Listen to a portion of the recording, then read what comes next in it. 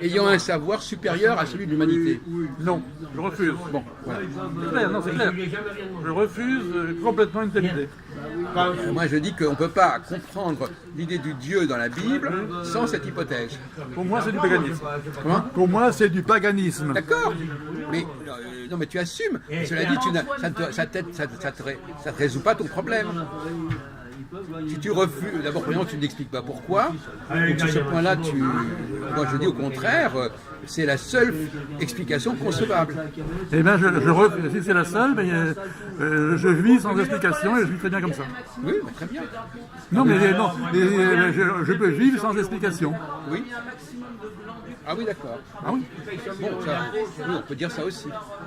Donc, tu es d'accord pour qu'il y ait une sorte de programmation entre guillemets génétique de telle et telle population, mais tu ne peux pas savoir d'où ça vient et comment ça s'est fait. Et aussi bien les animaux et surtout les animaux. Tu ne peux pas savoir. Et surtout les animaux qui sont mieux programmés que nous, plus programmés que nous. D'ailleurs aujourd'hui c'est ce que j'ai dit à la réunion. J'ai dit les deux écueils au niveau scientifique, c'est de connaître, de chercher les origines et la finalité. Eh ben c'est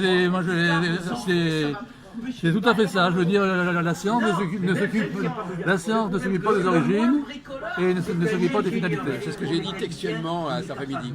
Quoi ? C'est ce que j'ai dit textuellement à une réunion cet après-midi. Ah oui.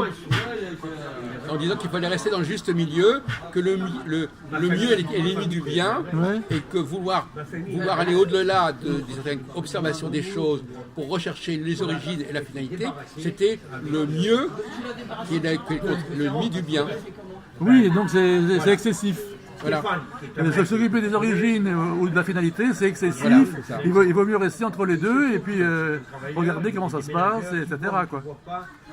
Je suis assez d'accord avec toi, mais néanmoins, il faut quand même. Donc finalement, toi, tu te permets de dire un certain nombre de choses sans savoir comment on en est arrivé là, en fait. Exactement. Sauf que quand même, tu as bien envie de parler du capital. Oui, mais c'est un processus, le capital. Comment ? D'abord, le capital, on ne fait que ça en économie, de regarder comment il est arrivé là. Donc finalement, le capital est un élément d'explication. Oui, mais Je dis que refuse d'explication, en même temps tu en proposes une. oui, mais moi j'explique le capital aujourd'hui, pas le capital il y a 3 siècles. Donc tu dis qu'on ne sait pas exactement comment c'était avant. Tu constates un phénomène aujourd'hui, mais tu supposes qu'il a dû exister avant Oui, pour pouvoir agir. oui, mais si on regarde le capital chez les Romains ou chez les Grecs, Donc tu ne peux pas réduire tous les problèmes à l'époque contemporaine, même au XIIe siècle. Tout n'a pas commencé au XIIe siècle. Mais putain, mais tu peux pas lui prêter 1600 euros. même au XIIe siècle, il y avait très peu de capitalisme. Non mais c'est toi que je prends ta référence. En 6 mois, j'étais Donc peut-être que le capitalisme a commencé avec la hanse. C'est très peu de choses là. Donc finalement c'est une bribe d'explication. C'est une bribe d'explication qui est limitée dans le temps. c'est un travailleur, il est très sérieux, même s'il voit de temps en temps. Moi, je ne cherche pas à expliquer. Non mais je te dis simplement que ton explication, de toute façon, elle a qu'une valeur modeste. Et je ne cherche pas à expliquer, je cherche à comprendre. Là, ça va pas, mais Et quand tu as parlé du capital, on avait l'impression que tu étais dans l'explication. Non, je suis dans la compréhension. Ah d'accord. il ne s'agit pas de tout le monde. Mais comprendre, alors je suis désolé, alors moi j'ai l'impression que tu joues sur les mots. Parce qu'entre comprendre et expliquer, je vois pas très bien la différence. Stéphane, il s'en va comment Si tu disais observer et constater, je dirais ok. Mais entre comprendre et expliquer, pour moi c'est du pareil au même. Non, c'est pas la même chose. Il y a beaucoup plus d'explications que de compréhension. Et les explications, je veux dire, ça va dans tous les sens. La compréhension, déjà, c'est une synthèse. 1600 euros. Personnelle en plus. Alors c'est là la difficulté. La compréhension, c'est une synthèse personnelle et aussi collective, parce qu'on échange les uns les autres. Bon. Mais derrière une compréhension collective, il y a aussi des compréhensions individuelles. Avec des pauvres, hein, qui n'ont même pas Et qui sont en interaction. Et lui, s'achète une montre tous les mois. Donc la compréhension, c'est aussi une recherche. Bon, Tu c'est. comprends ce que tu fais ? Ne viens pas, et en plus, il monte son... Il y a 3 jours, il sort ses billets, il avait des billets de sang, il faisait comme ça. Voilà, donc le. Alors, Marx a écrit sur le Capital, et moi, ce que j'écris, c'est la critique de Marx. Tu as écrit là-dessus? Tu as écrit sur ces sujets? Non, je vais écrire. Ah, tu vas écrire. Je vais écrire des textes sur le Capital, Bon courage, oui. sur le néolibéralisme comme intrinsèquement pervers. Comme quoi? Intrinsèquement pervers. Ah oui, d'accord. Donc, la papauté a déjà décrit le communisme comme intrinsèquement pervers. Je suis d'accord. Qui a fait ça? Qui ça? Qui a fait Les théologiens. Et le pape. Je ne sais pas lequel. Je veux dire, le communisme, le socialisme. Enfin, non, mais le communisme. Quand il parle du socialisme soviétique, je veux dire, bon. Donc, le communisme ou le socialisme soviétique comme intrinsèquement pervers. Moi j'écris le néolibéralisme comme intrinsèquement pervers. Et de la même manière, donc, et ça c'est de la philosophie, mais qui peut rejoindre la théologie. Oui, alors d'accord, oui. Mais alors, je vais poser le problème autrement. Est-ce que, j'ai abordé le problème tout à l'heure, est-ce qu'il faut avoir une programmation spéciale pour être un génie, un créateur, un découvreur dans le domaine scientifique, artistique, etc.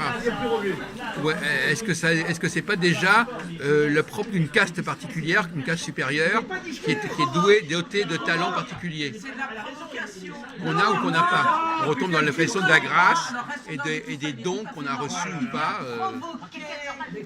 Et quelqu'un qui n'aurait pas le bon logiciel ne pourrait pas y arriver. Est-ce que tu aimes le mot logiciel? Les femmes n'auraient pas le bon logiciel pour être vraiment des gens remarquables sur le plan dans n'importe quel domaine que ce soit. Il leur manquerait quelque chose dans leur programmation, justement. Je parle du constat, là, je ne parle pas d'explication. Constate par exemple que si tu prends les cinq derniers siècles, au niveau musical, au niveau scientifique, au niveau philosophique, les femmes sont très très faibles, très minoritaires à aller au plus haut niveau. Donc c'est peut-être un manque de logiciel. Ouais, on peut toujours concevoir que quelques femmes vivent très minoritaires au milieu des hommes et fonctionnent comme eux et deviennent géniales. Tout à fait, déjà. Oui. Déjà. Bon, d'abord, premièrement, l'être humain est capable de reproduire des propos qui sont de quelqu'un d'autre. Déjà. Oui. Donc, c'est pas parce que quelqu'un va dire des choses intelligentes que c'est de lui. Faut pas tomber dans la. Quand une femme accouche, on dit c'est d'elle, et quand quelqu'un parle, on n'est pas obligé de dire que c'est de lui. Non, mais si les femmes ne fonctionnent pas comme les hommes, si les femmes ne fonctionnent pas comme les hommes, c'est une question de nombre. Comment? Mais une femme avec 10 hommes, elle va fonctionner comme les hommes. Ah bah alors, donc c'est la théorie du milieu, là, mon vieux. Donc c'est la théorie du milieu. Mais donc... non, est-ce que c'est un fonctionnement moi, j'arrive pas à te suivre. Je dis que le des femmes... fonctionnement interne ne peut pas être modifié par le milieu. Non, c'est le milieu qui produit les génies, c'est pas les chromosomes.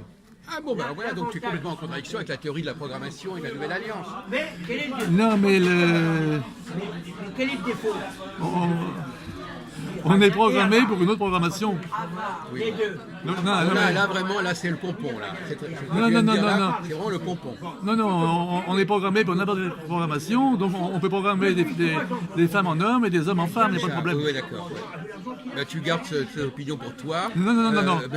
Non, c'est pas une opinion, c'est la théorie des genres. Comment? C'est pas une opinion, c'est la théorie du genre. Oui, c'est ça. Mais la théorie du genre, on n'est pas obligé de l'accepter. Moi, je la parle. Comment? Je la parle, la théorie du genre. De quoi je la parle? C'est-à-dire, j'emploie toutes les... Non, ce qui est amusant dans ton cas, c'est que tu navigues, tu as le droit d'avoir ton opinion, mais tu navigues d'une théorie à l'autre, tu acceptes un truc, après tu dis un autre truc, tu te contredis en permanence dans tes Parce propos. que mes théories sont contradictoires. Je vais d'une théorie à l'autre et toutes ces théories sont contradictoires. Oui. Voilà, ben c'est ça qui est le conséquent, le résultat de notre discussion, c'est que voilà quelqu'un qui tantôt qui qui bascule en permanence, qui oscille en permanence entre des explications externes du milieu et des explications internes, et qui dans les deux cas se retrouve en face d'impossibilité quasiment. C'est-à-dire que c'est une situation presque pathétique.